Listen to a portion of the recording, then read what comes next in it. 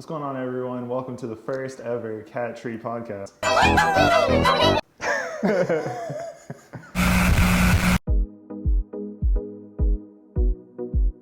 Hello guys, Steven here. We're switching into new type of content. I'm getting a little bit tired about doing what's the 5 biggest mistakes for beginners, what is the 5 biggest chart that beginner has to pay attention to. So right here we have our guest Matt, which is my longtime friend. So we're going to talk about tradings, we're going to talk about our life and how has the market has been involved recently. So other than that, enjoy the podcast. Yes, like Steve said, we have been friends for 5 years now. 2016. Yeah. And I first got to know Steve from Tim Sykes' conference. At that time, I think Ducks had just gotten close to making like $1 million, and I don't know, we kind of just hit it off as friends from there. There's nothing really more to that. Yeah. You know, we have kind of the same similar interests too. Like he's really into video games such as like StarCraft. He used to be semi-professional. Yeah, semi-professional. Yeah, I got you. That's like a little unknown fact about Ducks, honestly. He's used to be a semi-professional StarCraft player. He's really good. And yeah, we kind of bonded through video games and trading, and we've been friends ever since. And one of the things I found interesting is I never really understood what Ducks would do in trading and like how he thought about things until I actually played him in StarCraft. So if you're a good StarCraft player out there, you'll probably be good at trading.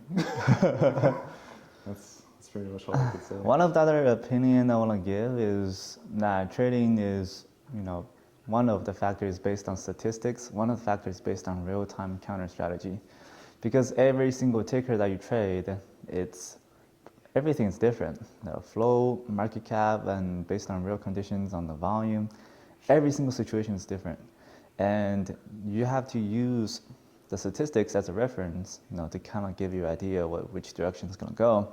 Then the next one will be the real-time counter strategy. That's where you observe the general bigger picture and you come up with strategies in real time while the stock is developing. I think that's I would say one of the most difficult tricks to become like a tier higher for the 6-7 figure trader. Yeah, a lot of people asking about do I really use level 2? Do I really use tape? I would say 5% of the time, because to be honest, I don't really use tape that much, but I do like it to have it on my scanner. Overall, it doesn't really help that much. I would say reading the tape, the difference between counter strategy and reading the tape is more about you have to recognize the tipping, I would say the balance point between the long pressure and the selling pressure. When the stock is about to tip over, shifting from uptrending momentum to downtrending momentum, that's where the knowledge is, or your experience will be. The more experience you have, the closer you will get to that tipping point to be able to top tick a stock. As I said, it's also based on statistics and the way you recognize and be able to find a specific counter. Also, whenever you get into 6 figures, 7 figure, and potentially 8-9 figures, especially when you get into 8 to 9 figure area, the size is a huge problem, because if you think about it, there's only a specific amount of money to be made, right? Let's say the stock has $300,000 to be made. You short it at the top and you hit the max size, then you can make $300,000 on the 30%, right? But if you size in more, the stock will drop half, 15% to make your $300,000. The more you size in, the less range the stock will create. So whenever you size into the super maximum, the stock is not going to drop. It drops 1%, then instant reverse. So for the buyers that's in the stock, that whenever they're seeing the stock drops 30, 40, 50%, they get a little frustrated because they think the stock is dead. And majority of the time it is. That's basically people's mindset. But when you see the stock is only dropping 10, 5%, and you start saying too much to get that 300,000, that involves a huge risk. So, and you have to pay attention to how much money you want to size in, and how much range is likely to create. If you break that range and the range will actually shrink, you will shrink to the point that buyers do not feel the dangers anymore. Then that's where it just comes back in, take you out a huge size, and you take a huge loss. Right, and so I think like with all of that, it's more than just, oh, I see a gap up short and I go short on the opening bar. Yeah. So the level of detail of what you're talking about is essentially the counter strategy or the strategy that's employed on top of the pattern recognition part. Yeah, and I think that's the hard part. I'm still trying to figure it out. As I told you that I don't think I hit the cap yet, but I can see it. Yeah. And I'm practicing to be there, but yeah, I'm not there yet. Right. Yeah, there's a certain amount of layers to it. Like if you only want to make 5 figures, patterns is very sufficient. 6 figures, maybe you need some market experience. 7, no. 8, that's impossible. Yeah. So it's up to the traders if you want to be successful, you want to keep going, because most people come into this industry, they are in it for the money, and I'm in it for, I would say, passion and my execution in terms of my plan. Even though I will tell my Jimmy or Matt or people around me, if I made a trade, even though I made like a couple $1 million on a trade, I'm still talk to them like I fucked up. I don't think I executed my trade. I'm not in it for the money. The money is on the side, but I'm in it for my executions, my plan, and if the stock didn't go the direction that I expected to, I get a little bit mad. So yeah, you're more about, you're in it because you like the game. Money is just the byproduct of being good at the game. Like it's like playing chess or anything.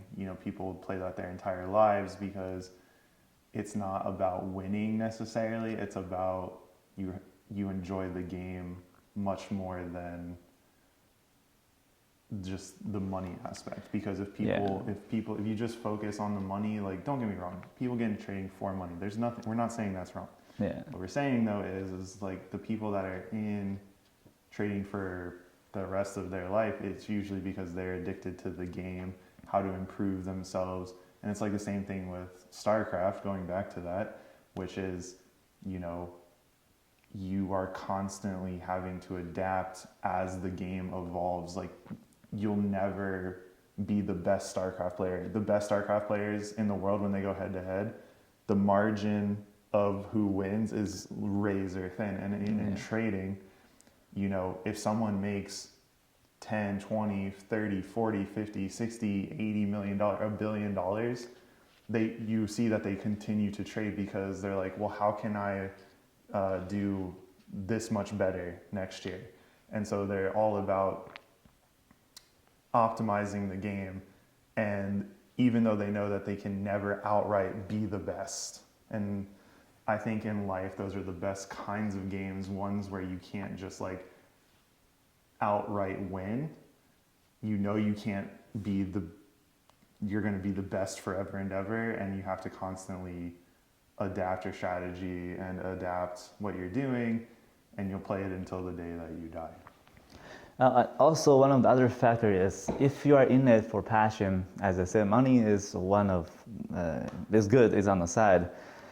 But if you really want to be in this game, you want to survive, because for other industry, it's a little bit easier. Like for exam, like if you fail the exam, you can potentially take it again. But if you fail on the trade, you fail 3 times, your account is gone. So for that specific reason, Especially for beginners, you have to be really careful. Like I can screw up several times, I'll be fine, I can come back. But for beginners, they screw 5 times, they're gone. So and you have to be very careful, take every step very carefully. Then you kind of want to get to a point that you don't really care about the money anymore. You want to be in the safe net. That's why whenever I trade, I have a $1 million in my account. I will have another $2 million as my backup account in case one day I fucked up. So once you have that money, I would say, I don't know, like a safety net. Like you still have chances if you fuck up. Once you like don't have that thought, like, oh, tomorrow I might fall on the PDT. Right. Like I need to make my money back today. If I don't make my money, I will get a 90-day ban. So you always have money to replenish, and in this way, it's much better to trade because you have a much freer mindset, like a free mindset to like not worry about you don't have enough food tomorrow, like stuff like that. So yeah, you're not trading with money that you don't necessarily need. Yeah.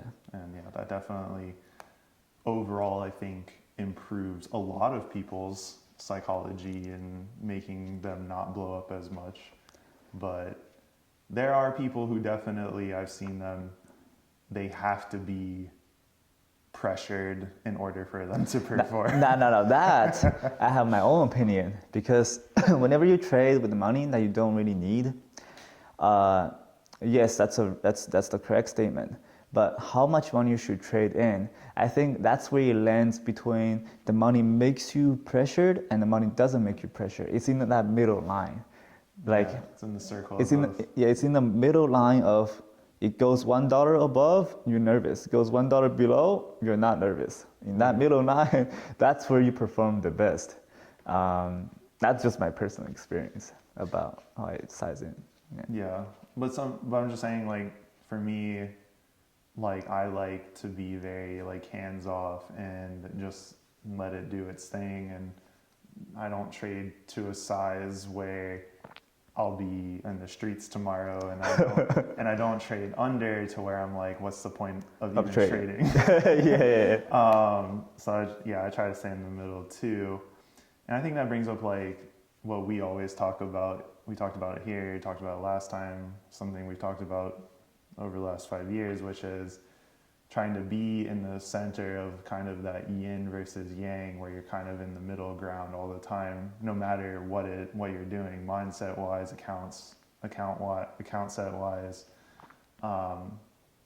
Because I think oftentimes people push too much to one side. It's definitely a balancing act, and I think ultimately that's probably what makes trading the most difficult part for people, because people always want to feel like they have total control over the situation.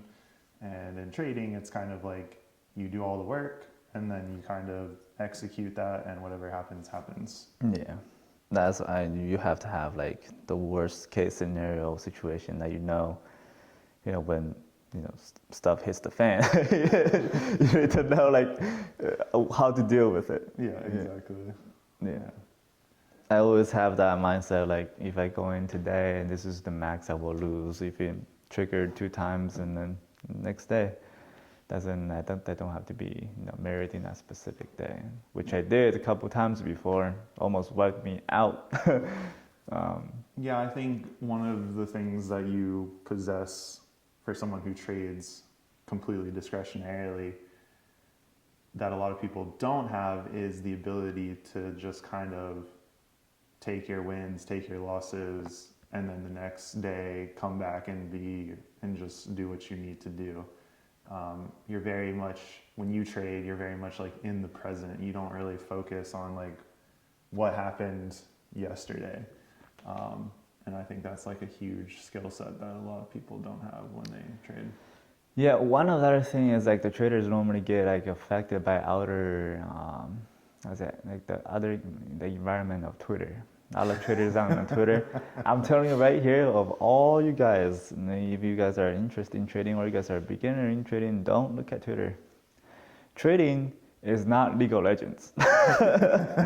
Like you going as a team, right? And you don't know who fucked up. Somebody fucked up, and you have somebody to blame. Matt did it. Jimmy did it. Like you always find somebody to blame. But trading is more like a StarCraft. You versus the market, and you versus the other trader.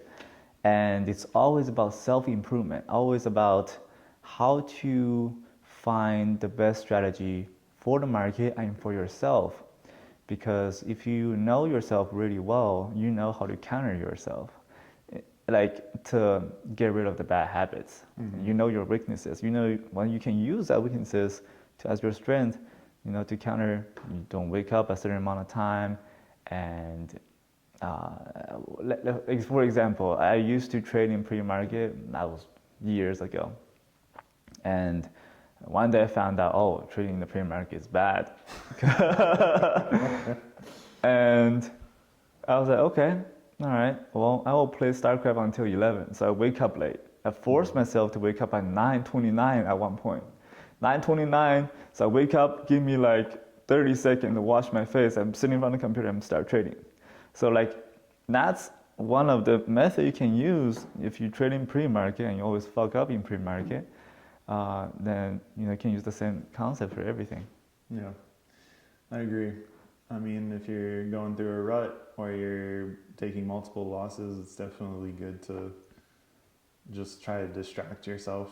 For us, it's playing video games. Yeah. For other people, they may do something else, to go take a walk, go whatever. But yeah, I think it's important to do that. And a lot of people get mad about it because get mad about even though you got to a point that you're, pretty aware of what's happening in the market and you have a plan and you executed your plan and you still lost. That's where it triggers the most traders the most. And it even triggers me now today. But if you think about it, what happened, it's in the past. But this is the mistakes that as long as you cut your losses, the result for today is not repetitive in the future, because this is only like 1 out of 99. Right. This is one trade out of like 1,000 trades you're going to take in your life. Yeah. But the problem is that people have grown up in a certain ideology where they believe, yes, I have control over everything in my life, and when something messes up, it's my fault. Yeah. And it's the same. You see this, to give you an example, it's the same thing when people go to college. They think by studying something, they will have a job. That's not true. When you go to college, you're trying to put all the odds in your favor. So just like in trading, when you're doing the work and you're studying, you're just trying to put all the odds in your favor to have a successful outcome. That doesn't guarantee an outcome, and so people get hung up on the expectation of, I put in all this time, I did all this effort, and I still lost, and that infuriates me because I feel out of control, and so they just get stuck in that loop, and ultimately... Yeah, it's always like trading is difficult because you have to be like in the present and the future at the same time, because like whenever you took a loss, like that's not repetitive, and you will win in the future, you kind of have to see, okay, by the end of the year, I will still make money. And a lot of people are so stuck in the present and get so mad about it, then just the endless loop of that. Because if you think about, if you compare two traders, right? One trader that has very good discipline, one trader is more like a gunslinger. One makes huge gains and one makes consistent gains. There's a difference between both of them, but if you think about in terms of performance, one take a huge loss, one take a small win, there is a drastic difference between, this guy is actually up 50,000 from, the guy who just took a loss. Right. So if you repeat that 10 times, you can see, okay, well, they're not a different level anymore. So discipline and details really matters, because if a two trader goes into a market and even with the smallest thing, they one has a little bit better discipline, that will create a huge gap in 5 years. And once you realize that, I say, oh, I'm already, 99 levels down from that person. One of the other thing I want to talk about is the traders that actually have followings. And I'm not gonna name, but like there's tons of traders that have 10,000, 20,000 followers out there, maybe even more than me. But the problem is those traders trying to, because they're so have such a following and people always think they're right, they will pretend they're right even though they're wrong. Mm-hmm. Like you have that I don't know, pressure of being right because a lot of people think you are right. So you don't recognize your mistakes because you're in that such of like, oh, Steve is the best, Matt is the best, Matt never been wrong, and Matt's be like, oh yeah, I was never wrong, I was never been wrong before. And we're all human. It doesn't really matter you have a million or like 7 billion following me. You are going to make mistakes, and you have to admit to that you made a mistake, and you have to admit that you have to make changes to it. If you keep going that route, that you always think you're right and finding excuses for yourself, you're just going to like fall. Yeah. Yeah, and just as a side note, like all of these people that have massive followings, understand, guys, like followings can be faked. That's not right, yeah. And a lot of times people can make thousands of different accounts under multiple different users, and you can see like, oh, this person has 1 million followers. Well, 30% of those could be just fake accounts, and you really shouldn't listen to people who have large followings, you find them on a YouTube ad, always do your due diligence when it comes to that. And yes, the people that have massive followings, yeah, they feel like you're, oh, well, I'm never wrong, I always make money. And ultimately that affects their own trading because they end up blowing up their accounts or losing millions of dollars because they're like, oh, well, I took a trade and now I need to get out of that trade because I'm wrong, but I can't get out because people think that I'm never wrong. Right? Yeah. So it's a vicious cycle. Because, like Steve said before, trading is an individual sport, very much like StarCraft. You have your individual like ranks. It's 1 versus 1. Trading communities exist to help, but make sure you understand the difference between seeking help for your problem and just blindly following someone without critically assessing are they doing the right things. Any trader that's real always loses money. Yeah. There's no doubt about it. I've never met anyone where it's like, hey, I've never lost before, but people on Twitter and YouTube, they pretend as if 99.9% winning percentage. Yeah. And understand, like, I've said this in other podcasts too, no matter the trader, you're only as good as your last trade. And I don't think a lot of people ever take that to heart. Just because I won yesterday has no bearing on the next trade I take. And that's why there's no individual that exists in trading that is the god of trading, because you're only as good as the last trade that you made. And so just be careful out there and understand that if you think people aren't above making fake accounts to bolster their egos and sell their subscription services, like, you are naive. Yeah, also one thing, me and Matt both have our own educational service. With all of you guys out there, one thing is, whenever you're looking at somebody's YouTube and how they really talk, well, that's the first one. You can basically judge that does their pattern actually fit some type of logic, right? That's number one thing you have to verify. Number two is you want to go in and actually verify by yourself to see, okay, this guy said this. You can test it out by yourself. You can build your own spreadsheets and your own way to test it out. Okay, this is actually legit. A lot of people just blindly following other people, be like, oh yeah, I have, I trained 50,000 millionaire students. That doesn't mean their pattern is working. It just means they probably had some marketer. Like their marketer.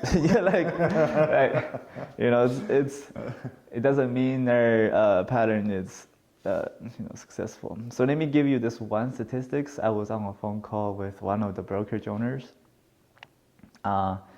They have about 25,000 clients, and there is about 10% of people that doesn't lose money. So that's up. You mean that they make money? No, they don't make money. Oh, they don't make money? But they don't lose money. Oh, okay, so they're break even? They're break even. That's Okay. 2,500 out of 25,000. Now, in that 10%, you have 5% that makes money, including $1. Okay. So that's 1,200. Now you have that. Now 10% of that, 1,200 makes about 6 figure a year. So that cuts down to 100 people. Then 10% of that, 5% of that 100 people makes over $5 million a year. Now, out of those 5 people, 3 people keeps rotating back and forth because one year they take loss on the money. So there's only 2% that can be consistently staying at the top, only 2. So there's not many people you can count them. That's one brokerage house. It's pretty big brokerage house. If you count all the brokerage house out there, including Robinhood, Weibo. I don't even know if people make money on Robinhood because top traders don't use Robinhood. Yeah. No, for all of you young people out there, no self-respecting trader uses Robinhood for like a billion reasons. Yeah. That's just basically a cash grab. But yeah, I mean, the percentage of successful people who are successful in trading is very minute, and the people that are at the very top who make a lot of money consistently is even smaller. Yeah. It's a very hard field. It falls into the general statistics of like running a business, like 90% of businesses fail. You never hear that about them. Yeah. And only 10% of them survive. And just to date myself of how old I am, when I was growing up, there were like a lot of search engines besides Google. There were just tons of different types of businesses that all did the same thing. How many search engines are left? 1 or 2. So again, not many businesses survive past 5 years, 10 years, 15 years, 20 years. And so if you're getting into trading, have the expectation that you are probably going to fail no matter who you listen to. But if you enjoy the game, keep playing, because you just may actually make it out alive. Yeah, it's all about self-improvement. So exactly. Every person is different. You have your own personalities and you have your own habits. You have your own schedule.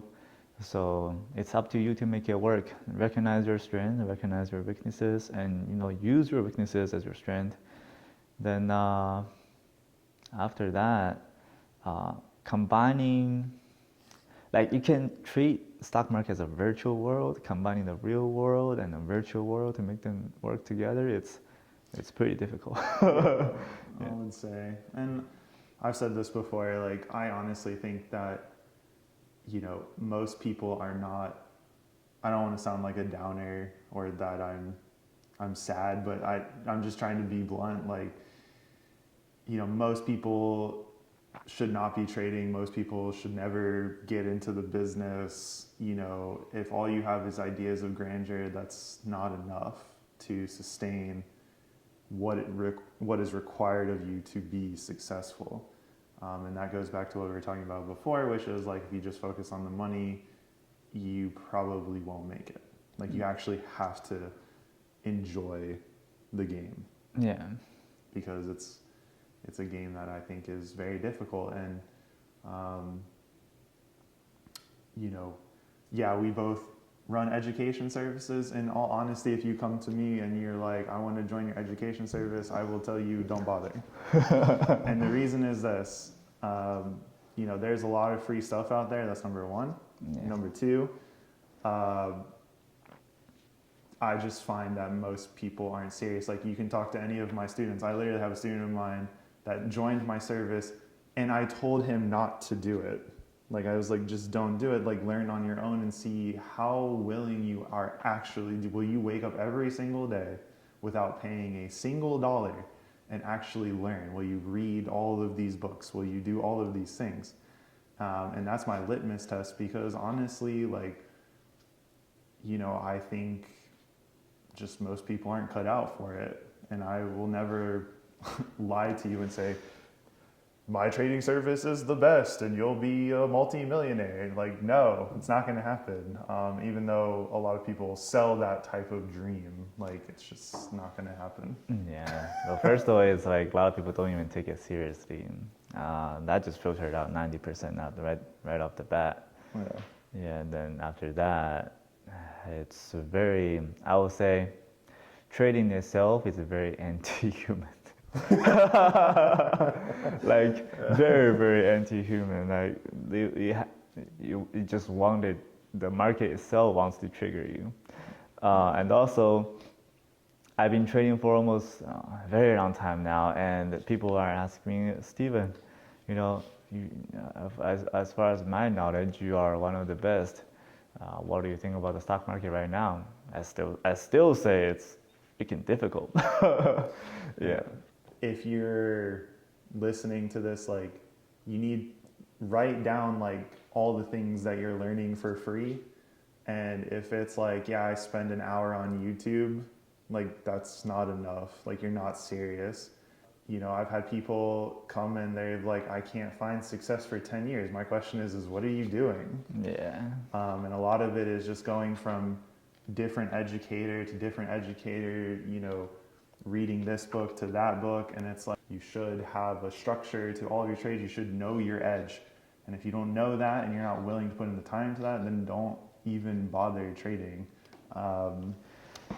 Because you guys, I think, all listen to a bunch of people who don't trade. They have no idea what they're talking about, and all of their education stuff can be found online for free. You know, if you want to learn patterns, you don't need to pay for that. There's tons of patterns out there. Yeah. You want to learn how to program, there's legitimately free content now to learn how to program. When I was growing up, there was not that content, by the way, just FYI. You know, so the question always is how serious are you? And don't sell yourself on a bag of dreams, because most of you won't make it. Yeah. When you're seeking information, it's a midpoint between, you know, have someone to look up to, but at the same time understand that it's an individual sport and that you probably won't make it. But if you love doing it, then do it. Yeah. You know? A lot of people used to make fun of me, like, "Hey Steve, how'd you make, you know, 900,000 the first year?" And a lot of people make fun of me, you know, studying on the toilet. I mean, you gotta do what you gotta do to be here. So, you know, I mean, you can make fun of me on studying on the toilet, but you can't make fun of me making $6 million in one trade. So, yeah, the study part is crucial. Because I mean, I don't know about you, but I have people that literally buy my stuff and then they don't like look at it. Like, they don't even. Yeah, there's people. Yeah, buys my stuff and like. It's like, what? They watch for 2 minutes and all right, I'm out. I'm like, it doesn't happen through osmosis, you know. Yeah. And then there's people who like study hard, but they still don't make it, and I don't know why they would ever think like, oh, if I buy a course, you know, I'll learn, I can make money. Like, again, no matter who you go with, no matter what you learn, your expectation should be, yeah, I learned something, but that doesn't necessarily equate to me being successful in the market. Yeah, one thing is like, you kind of have to have your own expectations of like, if you want to trade and you love trading, then you want to make trading as your passive income, or you want to be a full-time trader. Like, you more want to focus on, okay, I want to be a part-time trader. This is not the game that I like, but I'm trying to make it for the money. I think it's okay to get up to 6-figure a year max. Then if you don't really love the game, you ain't going over that. So that's just my personal opinion for like how you want to do it. Yeah. Yeah. I don't know. I try not to put figures on people. I mean, because I'm always either disappointed or surprised. Yeah. It's hard to quantify what someone can possibly make from the market, because it's like every strategy has a weakness. So this is like another thing. Yeah. Strategies, like, they die or they go sideways, and then they may come back, and the strategy you used a couple of years ago may not be the strategy you use today. And like, I think people have a hard time understanding that. I've been adjusting my pattern every single year. When the pandemic happened, my pattern wasn't working for like a good 3 months until I actually, put all the changes, updated the pattern, then I started to make money from there. So. Yeah, I just think like that's like a misnomer. Like, people get in their head that I just learned this one thing and then I'm done for the rest of my life. So if you find out our conversation that's useful, take some notes, and we'll be sharing more stuff in the future. And if you like it, leave a comment below. If you have a question, you can also leave a comment below. Other than that, I'll see you guys next time. Peace.